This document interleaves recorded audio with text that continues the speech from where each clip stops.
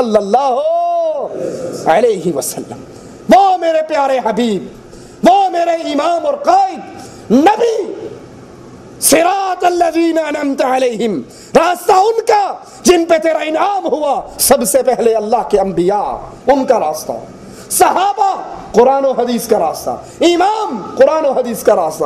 احمد ابن حنبل رحمت اللہ علیہ لوگوں کو اکٹھا کرتے ہیں اور پھر کہتے ہیں یہ فلاں امام ہے، یہ فلاں ہے، یہ فلاں ہے، تم کسی کے پیچھے نہ چلنا، دین وہاں سے لینا جہاں سے ہم نے لیا ہے، اور ہم نے دین لیا ہے قرآن اور حدیث سے، قال اللہ و قال الرسول سے۔ کیا بات سمجھ آئی؟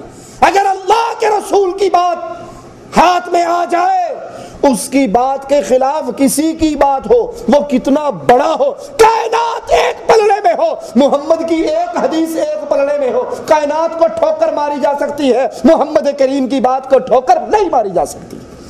یہ صراط مستقیم ہے، یہ جنتی راستہ ہے۔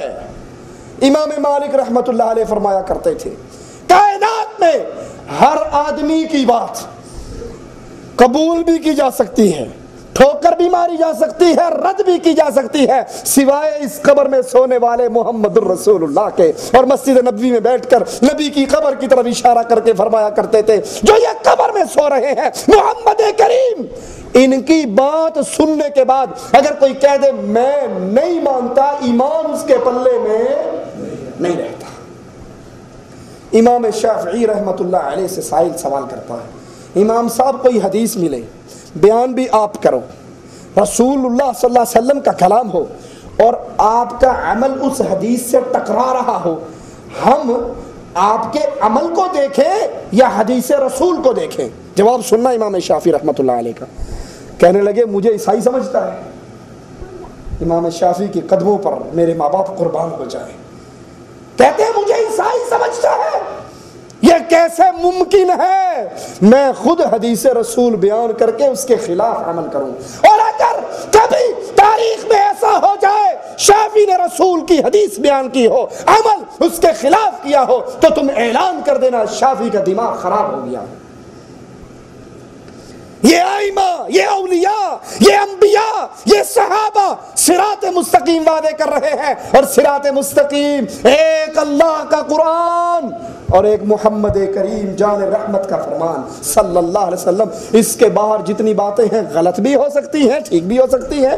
ٹھیک ہوگی اگر نبی کے پاس مہر لگوا کر آؤ گے، اور غلط ہوگی اگر اس میں رسول اللہ کی مہر نہیں ہوگی۔ صراط الذین انعمت علیہم، یہ ایک منہج دین سمجھنے کے لیے، نماز پڑھنی، روزہ رکھنا، حج کرنا، زکوٰۃ دینی، جہاد کرنا، طلاق دینی، نکاح کرنا، A to Z زندگی کے جتنے مسئلے ہیں اس میں پہلے نبوی منہج کو یاد کرو کہ منہج رسول کیا ہے، قرآن اور حدیث، قرآن اور حدیث۔ اب دوسرا منہج بھی سنیے، صراط الذین انعمت علیہم غیر المغضوب علیہم، اللہ ہمیں محمدی راستے پہ چلانا، صلی اللہ علیہ وسلم کے راستے پہ چلانا، اور ہمیں مغضوب جن پر تیرا غضب ہوا، جن پر تیری لعنتیں برسی، جن پہ تیرا عذاب ٹوٹا، ان کے راستے سے بچانا۔ وہ کون ہے؟ یہودی۔ مغضوب سے مراد کون ہے؟ یہودی۔ یہودیوں کا طریقہ کار کیا تھا، ذرا غور کرنا، چند منٹوں کی بات اور بات ختم کرتا ہوں، لیکن یہاں آپ کو پورا اس کا خلاصہ دے رہا ہوں۔ یہودیوں کا منہج کیا تھا؟ یہودیوں کو علم تھا، عمل نہیں تھا۔ علم تھا، عمل، وہ جانتے تھے کہ رسول اللہ صلی اللہ علیہ وسلم اللہ کے سچے رسول ہیں، جانتے تھے قرآن کی، اپنی کتابوں کی آیات جانتے تھے، مانتے تھے قرآن سچا، مانتے تھے رسول سچا، مانتے تھے آخری شریعت سچی۔ جو علم ان تک پہنچ چکا تھا اس پہ عمل۔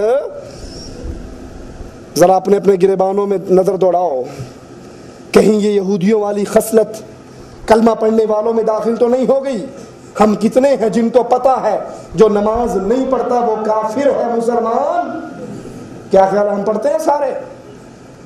اقرا کتابک، اپنی ڈائری پر خود نظر دوڑا لو، اپنے نامہ اعمال کو خود دیکھ لو۔ ہمیں پتا ہے رسول اللہ صلی اللہ علیہ وسلم نے شادی کیسے کی۔ نبی کی شادی پہ ڈھول بجے؟ نعوذ باللہ ثم نعوذ باللہ. نبی کی شادی پر چمٹے بجے، سیرے بندے.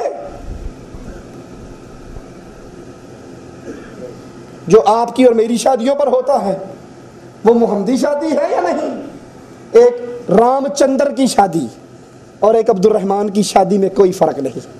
یہاں بھی کنجریاں ناچتی ہیں، وہاں بھی کنجریاں ناچتی ہیں، یہاں بھی ڈھول ہیں، وہاں بھی ڈھول ہے، یہاں بھی چمٹے ہیں، وہاں بھی چمٹے ہیں، یہاں مہندی کی ابٹن کی رسمیں ہیں، وہاں مہندی ابٹن کی رسمیں ہیں، یا دلہا کی جوتی چرائی کی رسمیں ہیں. ہندو کے گھر میں بھی جوتی چرائی کی رسمیں ہیں. جتنی شادی پر ہندو رسمیں کرتا ہے، نماز پڑھنے والا عبد الرحمن اپنی شادی پہ وہ ساری بکواسات کرتا ہے. کیا تمہیں محمد کریم کی سنت کا علم نہیں ہے؟ موت ہوتی ہے، موت کے موقع پہ جو ہندو کرتا ہے وہ مسلمان کرتا ہے. یہ یہودیوں کا راستہ ہے. ان کو علم تھا، اس علم کے مطابق عمل. کتنے ہم میں سے بیٹھے ہیں جن کو پتا ہے کہ محمد کریم کا چہرہ داڑھی کے ساتھ سجا ہوا تھا، رسول اللہ نے زندگی بھر شیو نہیں کروائی، رسول اللہ صلی اللہ علیہ وسلم نے زندگی بھر داڑھی نہیں کٹوائی. صبح کو ڈیوٹی پر جانے سے پہلے جب شیو کرتے ہو، بلیڈ پھیرتے ہو، تمہیں نبی کی حدیث یاد نہیں آتی؟ اللہ کے لیے سوچو. یہ یہودیوں کا راستہ، غیر المغضوب علیہم. آپ اور میں نماز میں دعا کرتے ہیں اللہ مغضوب جن پہ تیرا غضب ہوا ان کے راستے سے بچانا. ان کا راستہ کیا تھا؟ علم تھا، عمل نہیں تھا. تیسرا منہج، تیسرا گروہ ولضالین، اللہ گمراہ لوگوں کے راستے سے بچانا. اور یہ گمراہ سے مراد کون ہے؟ عیسائی. گمراہ سے مراد کون ہے؟ عیسائی. عیسائیوں کا منہج کیا تھا؟ عمل بے بہا. عیسائیوں میں عمل بے بہا، علم پلے میں بالکل. عمل پہ عمل ہے، چلے پہ چلا ہے، دوڑ پہ دوڑ ہے، محنت پہ محنت ہے، ذکر ہو رہا ہے، راہبائیں بن رہی ہیں، سب کچھ ہو رہا ہے. لیکن عمل کرنے سے پہلے یہ نہیں سوچتے یہ عمل روک کر ایک مرتبہ سوچے تو صحیح رسول اللہ کا طریقہ کار کیا ہے. وہ عمل کرتے تھے بغیر علم کے. یہودی علم رکھتے تھے، عمل نہیں کرتے تھے. اور محمدی منہج کیا ہے؟ پہلے علم حاصل کرو، اس کے بعد عمل کرو. اسی لیے رسول اللہ صلی اللہ علیہ وسلم نے فرمایا صلو کما رأیتمونی اصلی، نماز ایسے پڑھو جیسے محمد کریم نے پڑھ کر دکھائی. خذوا عنی مناسککم، مجھ سے اپنے حج کرنے کے طریقے سیکھو. حج کرو رسول اللہ کے طریقے پہ، نماز پڑھو رسول اللہ کے طریقے پہ، زکوٰۃ دو، نکاح کرو، طلاق. زندگی کے ہر مسئلے میں آئیڈیل بناؤ رسول اللہ صلی اللہ علیہ وسلم کو. کوئی امام ہے، مدینے کے امام کو دیکھ لے. کوئی تاجر ہے، خدیجہ کے تاجر کو دیکھ لے. کوئی یتیم ہے، عبداللہ کے یتیم کو دیکھ لے. بیٹا ہے، آمنہ کے لال کو دیکھ لے. بھتیجا ہے ابو طالب کے بھتیجے کو دیکھ لے. پوتا ہے عبد المطلب کے پوتے کو دیکھ لے.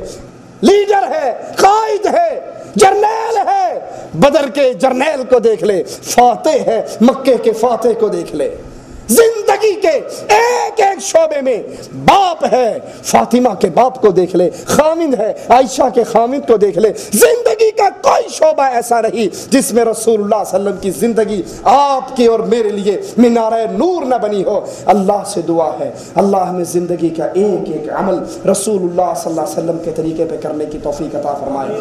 زندہ رکھے، اس دین پہ رکھے جو دین اللہ نے محمد کریم پہ نازل فرمایا. موت دے اس راستے پہ دے جس راستے پہ رسول کا پسینہ گرا، ہمارا خون اس راستے پہ گرے جو دعوت توحید رسول اللہ صلی اللہ علیہ وسلم لے کر آئے. اس دعوت توحید کو دیتے ہوئے اللہ ہمیں اس حال میں موت دے، اس حال میں اپنے پاس بلائے. ہمارا اللہ ہم سے راضی ہو، ہم اپنے اللہ سے راضی ہوں. ادھر ہماری روح نکل رہی ہو، ادھر اللہ کی جنتیں ہمارے لیے کھل رہی ہوں، ادھر ہماری لاش قبر کی طرف چل رہی ہو اور ہم زبان حال سے پکار رہے ہوں. جیسے رسول اللہ صلی اللہ علیہ وسلم فرماتے ہیں نیک شخص کی لاش قبر کی طرف چلتی ہے، وہ کہتا ہے جلدی کرو جلدی کرو جلدی کرو، جہاں مجھے لے کر جا رہے ہو وہ جنت کا باغ بن چکا ہے. اس کی آواز سوائے انسان اور جن کے سب سنتے ہیں. اللہ سے دعا ہے اللہ ہمارا خاتمہ ایمان پہ فرمانا. اللہ ہماری ان نظروں نے دنیا کے اندر اپنے امام، اپنے قائد، اپنے رہبر، اپنے نبی، امام اعظم، قائد اعظم،